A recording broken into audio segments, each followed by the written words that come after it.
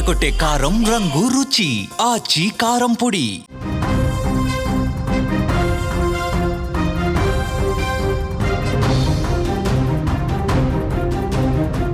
తెలిసిన వారు కదా అని మధ్యవర్తిత్వం వహించి అప్పులిప్పించిన వ్యాపారి చివరకు రుణదాతల వేధింపులు తాళలేక భార్యతో సహా ఆత్మహత్యకు పాల్పడ్డారు. ఈ విషాదం సిద్దిపేట జిల్లా బెజ్జంకిలో చోటు చేసుకుంది. దాచారం గ్రామానికి చెందిన వడ్లకొండ శ్రీనివాస్ రేణుక దంపతుల పెద్ద కుమారుడు శ్రీహర్షకు కరీంనగర్ పరిధిలోని మల్కాపూర్ గ్రామానికి చెందిన రుక్మిణితో 4 ఏళ్ల క్రితం వివాహమైంది. వీరు బెజ్జంకిలో అద్దె ఇంట్లో ఉంటూ సొంతంగా దుస్తుల దుకాణం అయితే నిర్వహిస్తూ ఉన్నారు. వీరికి 3 సంవత్సరాల కుమార్తె హరిప్రియ కూడా ఉంది. ఈ నేపథ్యంలో శ్రీహర్ష మధ్యవర్తిగా ఉంటూ తెలిసిన వారికి దాదాపు 13 లక్షల అప్పులిప్పించారు. అయితే కొన్ని రోజుల తర్వాత అప్పు తీసుకున్న వారు క్రమక్రమంగా వడ్డీలు చెల్లించడం కూడా మానేశారు. దీంతో అప్పులిచ్చిన వారు శ్రీహర్ష షాప్ దగ్గరకు వచ్చి గొడవలు పడుతూ ఉన్నారు. ఇలా వారం రోజులుగా జరుగుతూ ఉంది. దీంతో ఊళ్ళో పరువు పోతుందేమో అనే భయంతో, మనస్తాపంతో శ్రీహర్ష భార్య ఇద్దరు కూడా పురుగుమందు తాగి అపస్మారక స్థితిలోకి వెళ్లిపోయారు. గమనించిన ఇంటి యజమాని తలుపులు తీసేందుకు ప్రయత్నించి తెరుచుకోకపోవడంతో పోలీసులు కుటుంబ సభ్యులకు సమాచారం అందించారు. ఆ తర్వాత తలుపులు పగలగొట్టి చూడగా రుక్మిణి మృతి చెంది కనిపించింది. శ్రీహర్షను ఆసుపత్రికి తరలించగా అప్పటికే మృతి చెందినట్లు ధృవీకరించడం జరిగింది. కొడుకు ఆత్మహత్య విషయము ఇంటి ఓనరు ఉదయం 5 గంటలకు ఫోన్ చేసి రమ్మని చెప్తే నేను వెళ్లి చూసేసరికి తలుపులు వలగొట్టి చూసేసరికి మా కోడలు ఆత్మ ఆల్రెడీ డెత్ అయిపోయి ఉన్నది. మా అబ్బాయి కొట్టుకుంటుండు చావు బతుకుల మధ్య. ఆయన తీసుకొచ్చి హాస్పిటల్కి పంపించిన మా కోడలు ఇక్కడ వేసిన.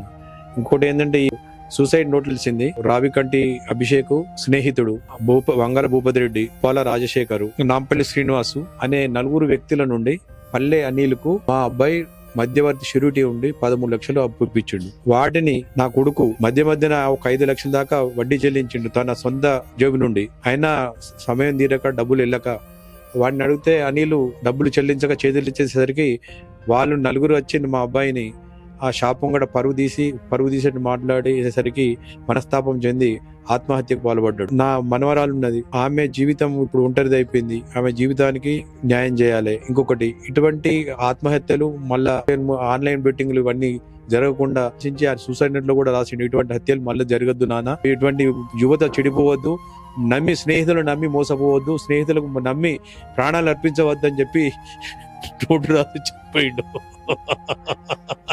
యువతకు సందేశం ఇచ్చిన ఇంకోసారి ఇటువంటి వలన పడద్దు, మీరు బాగుపడాలి, సొంత నిర్ణయాలు తీసుకొని నమ్మి స్నేహితులను నమ్మద్దు, నమ్మి మోసపోకండి అని చెప్పి ఒక సూసైడ్ నోట్ రాసి చనిపోయాడు. శ్రీహర్ష తండ్రి కూడా కన్నీటి పర్యంతం అవుతూ ఉన్నారు. శ్రీహర్ష రాసిన 5 పేజీల లేఖను గదిలో పోలీసులు కూడా స్వాధీనం చేసుకున్నారు. ఆ లెటర్లో ఏదైతే ఉందో వాళ్ళ తండ్రి కూడా చెప్తూ కూడా కన్నీటి పర్యంతం అవుతూ ఉన్నారు. సుమన్ టీవీతో చెప్తూ కూడా దాంట్లో బాగుండాలి, అందరూ బాగుండాలి, బట్ ఎవరు కూడా మధ్యవర్తిత్వం పాటించొద్దు నాన్న, లోన్లు అప్పులు తీసుకున్న పిల్లలు కూడా జాగ్రత్తగా ఉండాలి, వాళ్ళు ఎవరు కూడా తీసుకోకూడదు, మధ్యవర్తిత్వం అసలే చేయొద్దు, అప్పులు ఎవరి దగ్గర తీసుకోకండి అని కూడా తను క్లియర్గా అయితే శ్రీహర్ష ఆ లెటర్లో రాశారు. ఇది చెప్తూ కూడా తండ్రి కన్నీటి పర్యంతం అవుతూ ఉన్నారు. నమ్మి మీకు డబ్బులు ఇప్పిస్తే చెల్లించకుండా మోసం చేశారు. అప్పులిచ్చిన వారి వేధింపులు మానసికంగా నన్ను కుంగదీశాయి. ఒక్కడనే చనిపోదాం అనుకున్నా ఈ సమాజంలో భర్త లేని మహిళను హేళనగా చూస్తారని భావించి చావైనా బతుకైనా కలిసి అంటూ కూడా ఈ నిర్ణయం తీసుకున్నాం. తమ్ముడు, అమ్మా నాన్నల్ని మంచిగా చూసుకో, మా ఇద్దరిని ఒకే చితిపై దహనం చేయండి, మా మరణానికి కారణమైన వారిని విడిచిపెట్టద్దు అంటూ కూడా 5 పేర్లతో లేఖ రాశారు శ్రీహర్ష. ప్రస్తుతం ఈ లేఖ ఆధారంగా అప్పు తీసుకున్న వారిని కూడా అరెస్టు చేసినట్లుగా ప్రస్తుతం అయితే తెలుస్తోంది.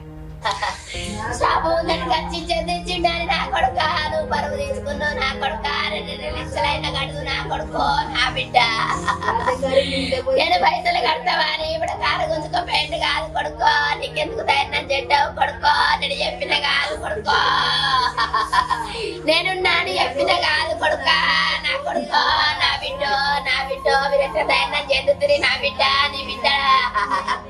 నీ బిడ్డ గుర్తుకు రాలేదా, నా బిడ్డ నీ అయ్యలేక బిడ్డ, 20 ఏళ్ళ సంధి సాగుకొచ్చిన బిడ్డ, అమిగాలి కడుపు కాస్తుంది బిడ్డు, వాడు నీకు బోర్లు చేసి టార్చర్ చేసిండే, నా కొడుకో, నా బిడ్డు, నా కొడుకో, నా బిడ్డ నువ్వు చదువుకున్నదా, నీ బిడ్డ నువ్వెంత చెచ్చరిల్లేవు, నా బిడ్డో, నా కొడుక.